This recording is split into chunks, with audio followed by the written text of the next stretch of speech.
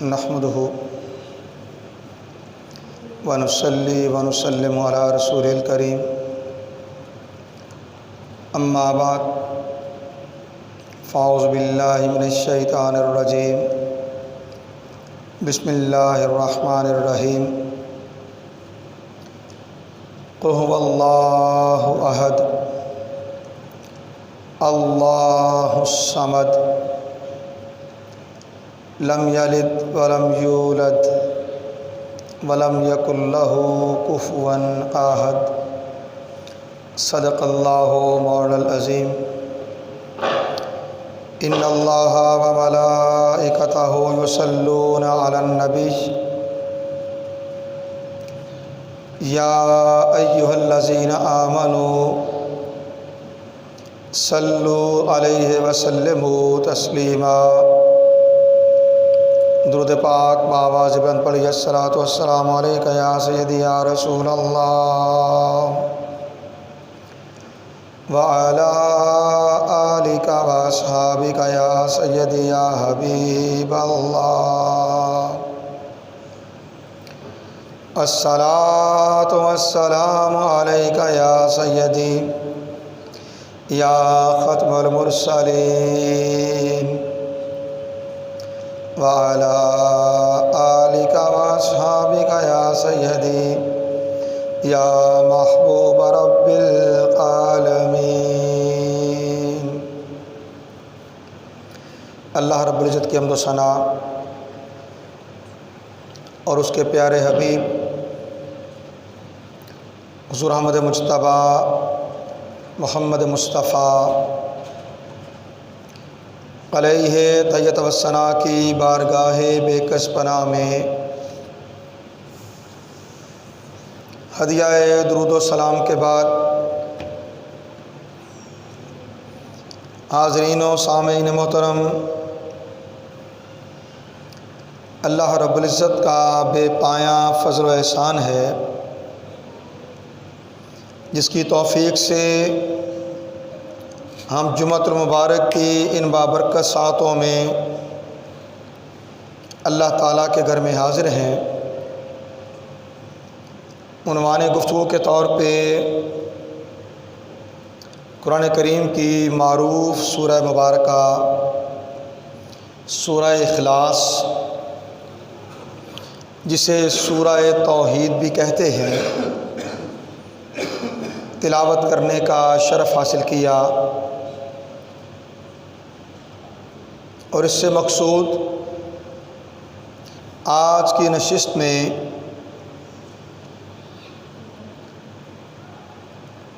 عقیدہ توحید کے ارکان سبعہ یعنی 7 ارکان، ان کا ذکر سمجھنا ہے۔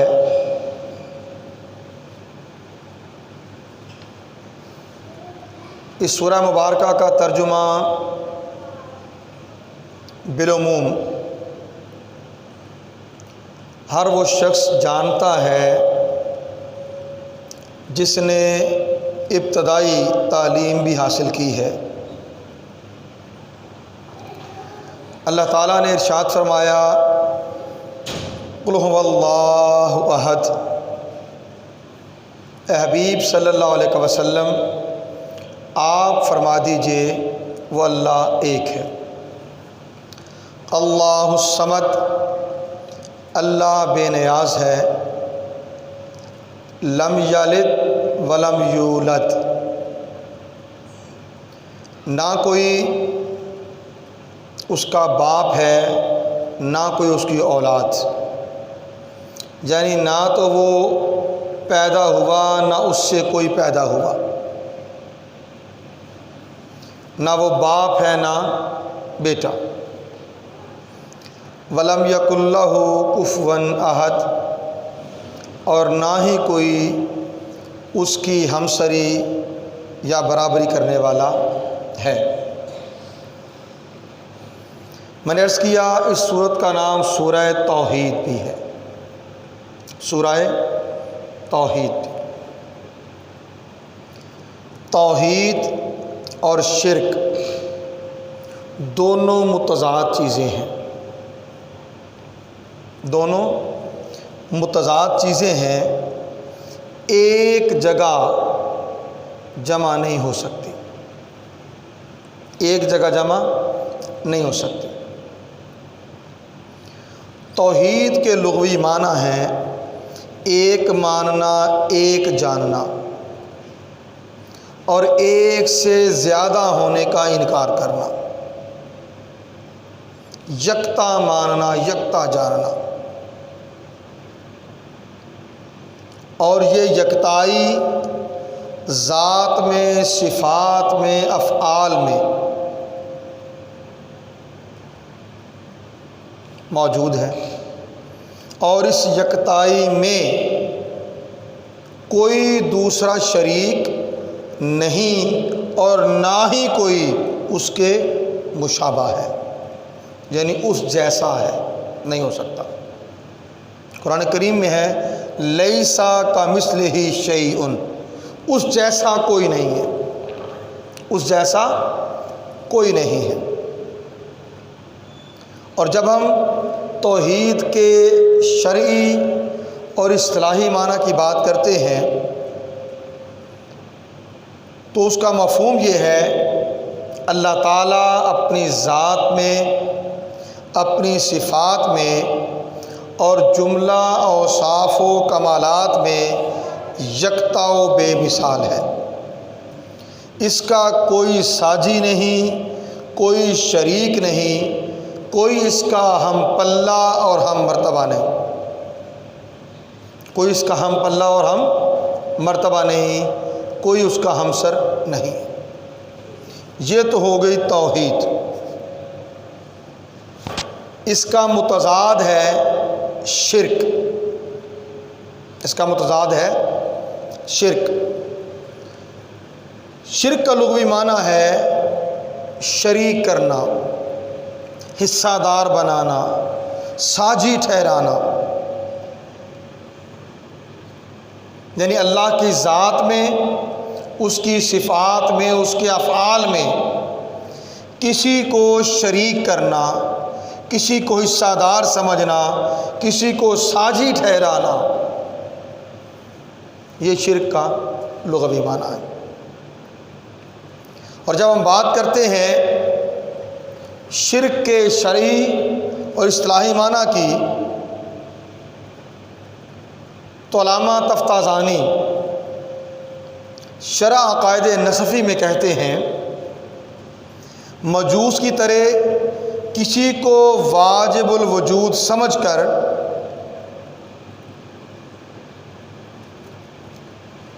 الوہیت میں شریک کرنا یا بتوں کی پوجا کرنے والوں کی طرح کسی کو مستحق عبادت سمجھنا، یہ اشراک کہلاتا ہے۔ گویا مفہوم یہ ہوگا اللہ تعالیٰ کی ذات میں، اس کی صفات میں، اس کے کمالات اور اوصاف میں کسی کو اس جیسا سمجھ کر، معبود سمجھ کر حصہ دار بنانا، شریک ٹھہرانا، یہ شرک ہے، یہ شرک ہے۔ اور قرآن حکیم میں اللہ رب العزت نے جہاں توحید کی نسبت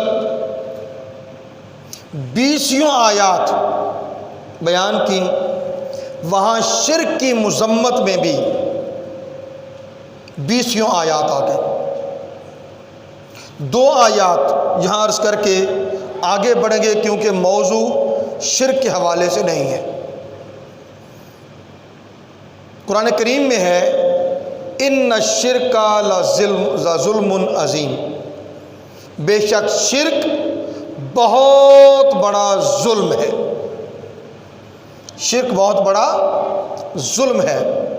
اور دوسرے مقام پر ارشاد فرمایا ان اللہ لا یغفر ان یشرک بہ ویغفر ما دون ذلک لمن یشاء، بے شک اللہ تعالیٰ کسی شرک کرنے والے کو معاف نہیں کرے گا،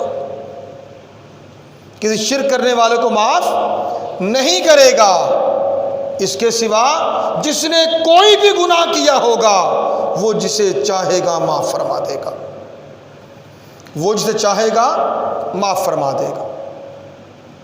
اب شرک ظلم عظیم، شرک توحید کا متضاد، توحید کے مقابل، اور امت محمدی کے لیے، امت محمدی کے لیے من حیث الامہ، من حیث المجموع شرک اٹھا لیا گیا ہے۔ یہ بات ذہن نشین کر لیجیے، یعنی یہ نہیں ہو سکتا کہ امت محمدی من حیث المجموع یعنی اجتماعی اعتبار سے کسی بھی طرح کے شرک میں مبتلا ہو سکے، یہ ممکن نہیں، یہ ممکن نہیں ہے۔ اور اس کی دلیل میں مسلم شریف کی ایک حدیث دینے جا رہا ہوں، حدیث کا نمبر ہے 2296۔ حضرت عقبہ بن عامر رضی اللہ تعالیٰ عنہ روایت کرتے ہیں کہ رسول کریم صلی اللہ علیہ وآلہ وسلم نے فرمایا، حدیث کچھ چند کلمات آگے رکھتی ہے مگر ہم اپنے موضوع کو لیتے ہیں۔ رسول کریم صلی اللہ علیہ وسلم نے ارشاد فرمایا، انی لست اخشی علیکم ان تشرکوا بعدی، مجھے اس چیز کا کوئی خوف نہیں، کوئی اندیشہ نہیں کہ تم میرے بعد شرک میں مبتلا ہو جاؤ گے، ایسا نہیں ہوگا۔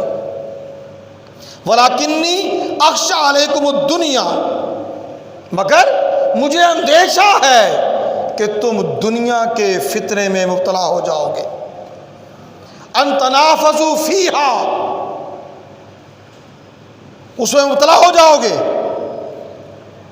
وتقتاتلوا فتہلکوا، اور تم اس دنیا کو پانے کے لیے، دنیا کو سمیٹنے کے لیے، دنیا کے مال و متاع کے لیے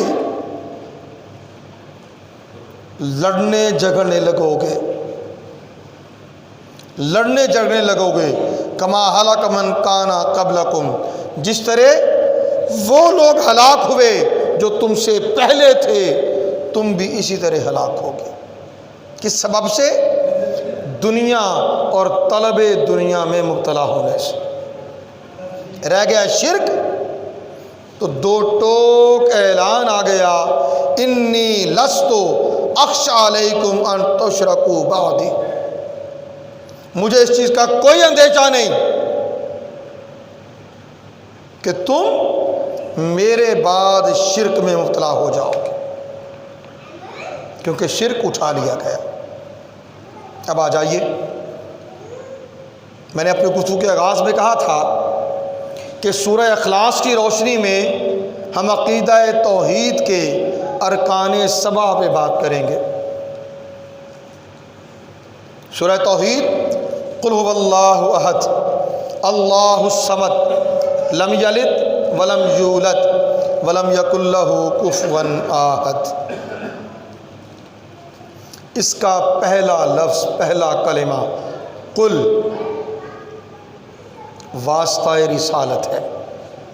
اے حبیب صلی اللہ علیہ وسلم آپ فرما دیجئے، کیا؟ آپ فرما دیجئے، کیا؟ هو اللہ، وہ اللہ ہے، وہ اللہ ہے۔ تو هو اللہ ذات حق کا فوق الادراک ہونا، فہم سے، بصیرت سے بالا ہونا،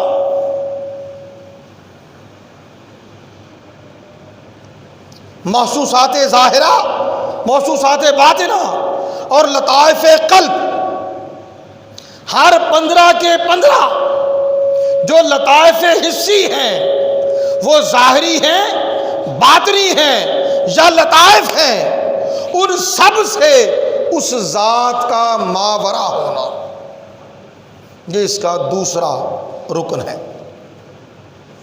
احد، اللہ کی احدیت، اللہ کا ایک ہونا، یہ اس کا تیسرا رکن ہے، صمدیت۔ اللہ الصمد، اللہ بے نیاز ہے، اللہ کی بے نیازی اس کا چوتھا رکن ہے۔ لا والدیت، لا والدیت، وہ کسی کا باپ نہیں ہے، وہ کسی کا باپ نہیں ہے، اس کی کوئی اولاد نہیں ہے، اس کا پانچواں رکن۔ لا ولدیت، وہ کسی کی اولاد نہیں، وہ کسی کی اولاد نہیں، اس کا چھٹا رکن ہے۔ اور لا کفویت، یعنی اس کی ہمسری کرنے والا بھی کوئی نہیں ہے، اس کی برابری کرنے والا بھی کوئی نہیں ہے، اس کا ساتواں رکن ہے۔ یعنی قل هو اللہ، احدیت، صمدیت، والدیت، ولدیت اور کفویت، یہ 7 ارکان ہیں جو سورہ اخلاص میں عقیدہ توحید کی نسبت بیان کیے گئے ہیں، اور ان میں سب سے پہلا کلمہ کیا؟ قل، یہ واسطہ رسالت ہے، یہ واسطہ رسالت ہے۔ آگے بڑھنے سے پہلے یہ بات جان لیجئے، قل واسطہ رسالت ہے، بیان کیا ہو رہا ہے؟ هو اللہ احد، وہ اللہ ایک ہے، وہ اللہ ایک ہے۔ گویا توحید کے بیانیے سے پہلے، توحید کے بیانیے سے پہلے واسطہ رسالت اس کا ماننا لازم ہے، اس کا ماننا لازم ہے، اور واسطہ رسالت کے بغیر توحید بھی نہیں ہے۔ تو قل عنوان رسالت، هو اللہ عنوان توحید، یعنی قل کا موضوع رسالت، هو اللہ وہ اللہ ہے، اس کا موضوع ہے توحید، اس کا موضوع ہے توحید۔ آگے بڑھنے سے پہلے یہ جان لیجئے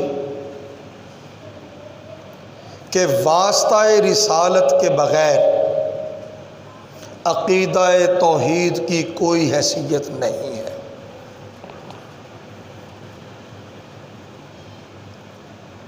اگر ایسا کچھ ہوتا تو نہ رب قدوس اپنی توحید کے بیان کے لیے رسول کونین صلی اللہ علیہ وسلم سے فرماتا قل اے حبیب آپ فرما دیجئے، اللہ نہ فرماتا۔ اللہ نے یہ بیان فرمایا، معنی یہ ہے کہ دنیا والوں جان لو، میرا حبیب میری توحید کو بیان کرے اور زبان مصطفیٰ سے سن کر تم مجھے ایک مانو، میں تمہارا عقیدہ توحید قبول کروں گا۔ رہ گئی بات عہد ہونے کی۔ عہد 3 چیزوں کو بیان کرتا ہے، ایک وحدت ہے، ایک وحدانیت ہے، اور تیسری چیز توحید ہے۔ معنی تینوں کا ایک جیسا، مگر وحدت ایک اکائی ہے، ایک ہونا ہے، وہ اپنی ذات میں ایک ہے۔ وحدانیت اپنی عقل، اپنے فہم کی بنیاد پر یہ جاننا کہ کوئی ایک ہے، اور اس کی بنیاد پر کوئی نظریہ، کوئی فکر، کوئی فلسفہ قائم کرنا، عقل کی بنیاد پر، فہم کی بنیاد پر، اپنے ادراک کی بنیاد پر کسی کو ایک جاننا، یہ وحدانیت ہے، یہ وحدانیت ہے۔ اور توحید یہ ہے کہ زبان مصطفیٰ سے سن کر اس اللہ کو ایک مانا جائے، زبان مصطفیٰ سے سن کر اس اللہ کو ایک مانا جائے۔ گویا ایمان ذاتی علم کا نام نہیں ہے، ایمان نام ہے خبر رسول پر انحصار کرنے کا، خبر رسول پر انحصار کرنا، خبر رسول پر اعتماد کرنا۔ یہاں ایک بات اور عرض کر دوں، آپ لوگ جانتے ہیں رسول کونین صلی اللہ علیہ وسلم کو جب حکم ہوا وانذر عشیرتک الاقربین، حبیب صلی اللہ علیہ وسلم اپنے عزیز رشتہ داروں کو بلائیے اور انہیں ڈر سنائیے، انہیں ڈر سنائیے۔ اللہ کے نبی صلی اللہ علیہ وسلم نے اپنے اہل خاندان کو کوہ صفا پر بلایا، وہ آ گئے، آقا علیہ الصلوۃ والسلام ان سے مخاطب ہوئے، ارشاد فرمایا اگر میں یہ کہوں اس پہاڑی کے پیچھے ایک لشکر ہے جو ان قریب تم پر حملہ آور ہونے والا ہے تو کیا تم میری بات مان لو گے؟ بیک زباں بولے ہاں مان لیں گے۔ پوچھا کیوں مان لو گے؟ جواب دیا کیونکہ ہم نے آپ کی زبان اقدس سے کبھی سچ کے سوا کچھ نہیں سنا، کبھی سچ کے سوا کچھ نہیں سنا، سو مان لیں گے۔ ارشاد فرمایا پھر سنو، وہ اللہ ایک ہے جو معبود برحق ہے اور میں اللہ کا رسول، اور میں اللہ کا رسول ہوں۔ اہل خاندان جو 360 بتوں کی عبادت کرنے والے تھے، 360 کو چھوڑ کر ایک کو کیسے مان لیتے؟ فوری ریاکشن دیا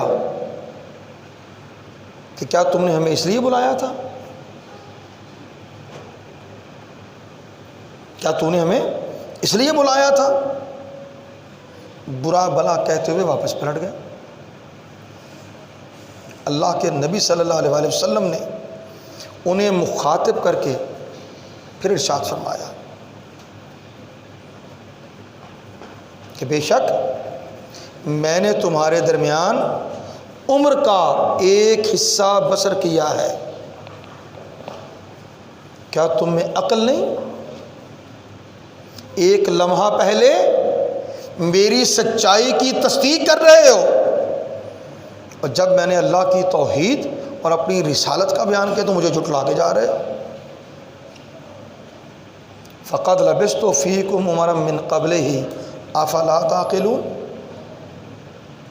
میں نے عمر کا ایک حصہ تم میں بسر کیا ہے، میرا بچپن، میرا لڑکپن، میری جوانی، اور آج یہ 40 سال کی عمر، یہ سارا عرصہ حیات، میرا چلنا پھرنا، بولنا چالنا، ہر شے تمہارے سامنے ہے، اب مجھے جھٹلا رہے ہو؟ کیا تم میں عقل نہیں ہے؟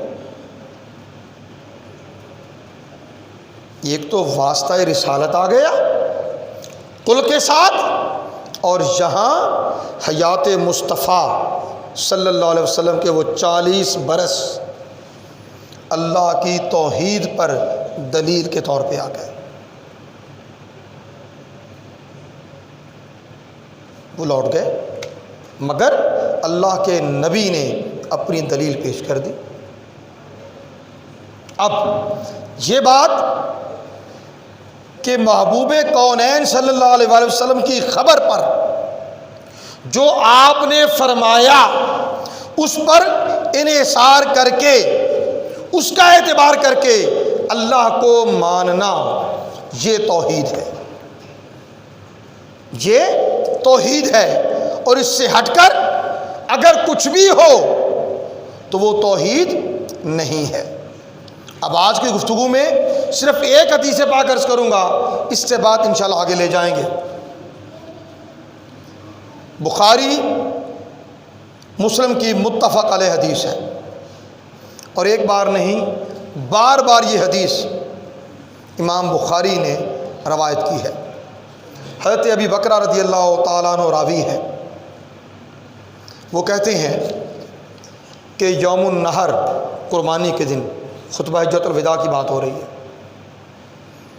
یوم النحر قربانی کے دن اللہ کے نبی صلی اللہ علیہ وآلہ وسلم نے ہمیں خطبہ ارشاد فرمایا، قال اتدرون ایو یوم ھذا، رسول کونین صلی اللہ علیہ وآلہ وسلم نے فرمایا کیا تم جانتے ہو یہ کون سا دن ہے؟ صحابی کہتے ہیں قلنا اللہ ورسولہ اعلم۔ اب یہ بات پہلے سوچ لیجئے، جتنے سوال آ رہے ہیں یہ سارے سوال وہ جن کے جواب اصحاب رسول کو علم ہے، فقط انہیں کو علم نہیں، آپ کو اور مجھے بھی علم ہے، فقط اصحاب رسول نہیں، آپ کو اور مجھے بھی علم ہے۔ بھئی یوم النحر ہے، قربانی کا دن ہے، اور قربانی کے دن کی نسبت اللہ کے نبی صلی اللہ علیہ وسلم پوچھ رہے ہیں کیا تم جانتے ہو آج کون سا دن ہے؟ صحابہ کرام عرض کرتے ہیں اللہ و رسولہ عالم، اللہ اور اس کا رسول بہتر جانتے ہیں، اللہ اور اس کا رسول بہتر جانتے ہیں۔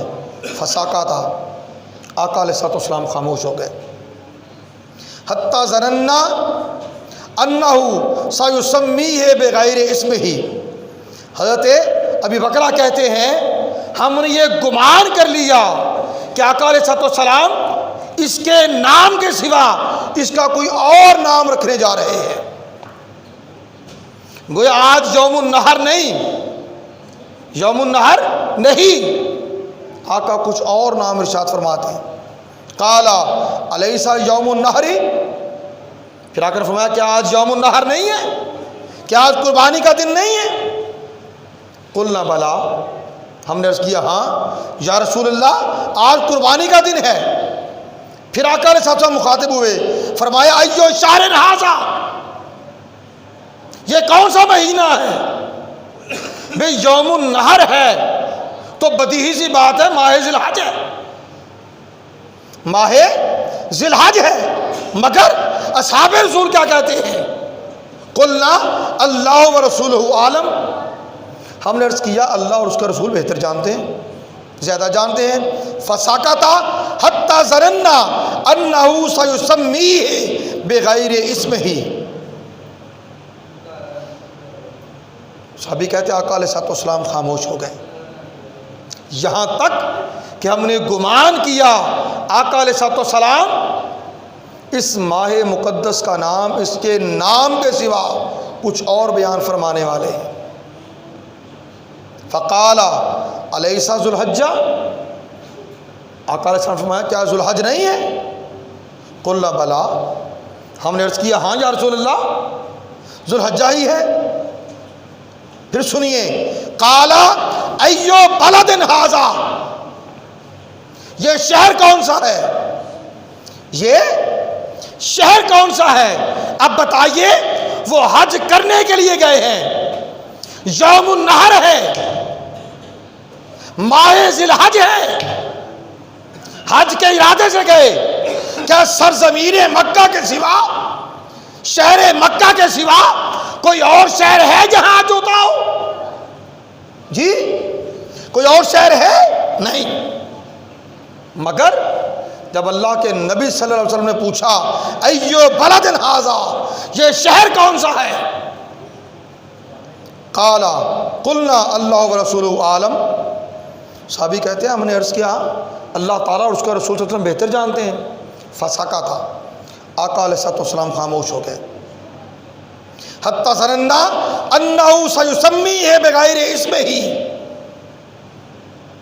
کہتے آقا خاموش ہو گئے اور اس قدر کہ ہم نے گمان کیا آقا علیہ الصلوۃ والسلام اس کا نام بھی بدلنے والے ہیں، کوئی اور نام رکھنے والے ہیں۔ قالا الیست ببلد الحرام، پھر آقا نے فرمایا کیا یہ شہر حرم نہیں ہے، یہ حرمت والا شہر نہیں ہے، بلد حرام نہیں ہے؟ قلنا بلا، صحابی کہتے ہیں ہم نے کہا کہ ہاں۔ پھر اللہ کے نبی صلی اللہ علیہ وسلم فرمایا فَإِنَّ دِمَاءَكُمْ وَأَمْوَالَكُمْ عَلَيْكُمْ حَرَامٌ كَحُرْمَةِ يَوْمِكُمْ هَذَا فِي شَهْرِكُمْ هَذَا فِي بَلَدِكُمْ هَذَا إِلَى يَوْمِ تَلْقَوْنَ رَبَّكُمْ۔ پھر اللہ کے نبی صلی اللہ علیہ وسلم نے بندہ مومن کی حرمت بیان کی، فرمایا بے شک تمہارا خون، تمہارے مال تم پر حرام ہے، جس طرح آج کا دن حرمت والا ہے، یہ مہینہ حرمت والا ہے، اور یہ شہر حرمت والا ہے، تب تک جب تک تمہاری ملاقات مجھ سے جنت میں ہوگی، حوض پر ہوگی۔ آگے حدیث آگے جا رہی ہے، مگر یہاں ہم جو بات کرنے جا رہے ہیں یہ کون سا دن ہے، یہ کون سا مہینہ ہے، یہ کون سا شہر ہے، کیا ان لوگوں سے پوشیدہ تھا جو اللہ کے نبی صلی اللہ علیہ وسلم کی رفاقت میں حج بیت اللہ کے لیے گئے ہیں، جو یوم النحر قربانیاں کر رہے ہیں؟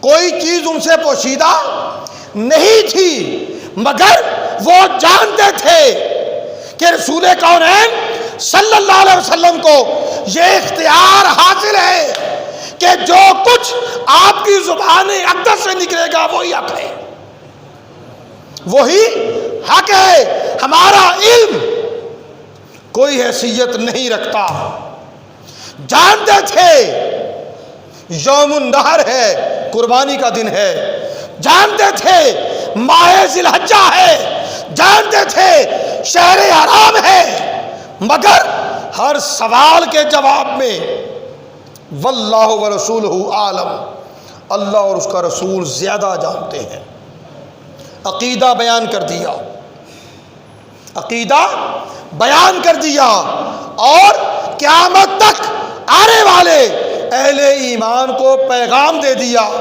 یاد رکھو کسی چیز کو بھی ماننا ہے تو رسول کی زبان اقدس پر اعتماد کر کے مانو۔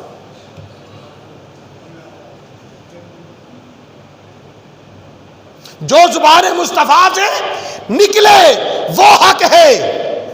قل هو اللہ احد، فرما دیجئے وہ اللہ ایک ہے، فرما دیجئے وہ اللہ ایک ہے۔ جو کوئی زبان مصطفیٰ پر اعتماد کر کے واسطہ رسالت کے ساتھ اللہ کی توحید پر ایمان لائے گا، اللہ کو ایک مانے گا، اس کا عقیدہ عقیدہ توحید، اس کا عقیدہ عقیدہ توحید، جو اس کے سوا کسی بھی اور ذریعے سے، کسی بھی اور ذریعے سے یہ چاہے کہ اللہ کو ایک مانوں، وہ ایک تو ماننا ہوگا مگر وہ عقیدہ توحید نہیں کہلائے گا۔ اللہ کی بارگاہ میں التجا ہے، اے مالک ارض و سما، ہمارا رسول کی تعظات سے ایسا مستحکم اور مضبوط تعلق استوار کر دے کہ ہم غیر مشروط طور پر زبان حق بیان سے جو کچھ سننے والے ہوں اسے حرز و جاں بنا کر، اسے حرز جاں بنا کر اپنی فہم، اپنے ادراک، اپنے علم، اپنے عقیدہ اور اپنے ایمان کو بنیادیں فراہم کریں، اور اسی کے مطابق اپنی زندگی بسر کرنے والے ہوں۔ وما علینا الا البلاغ، سنت ادا فرما لیجیے۔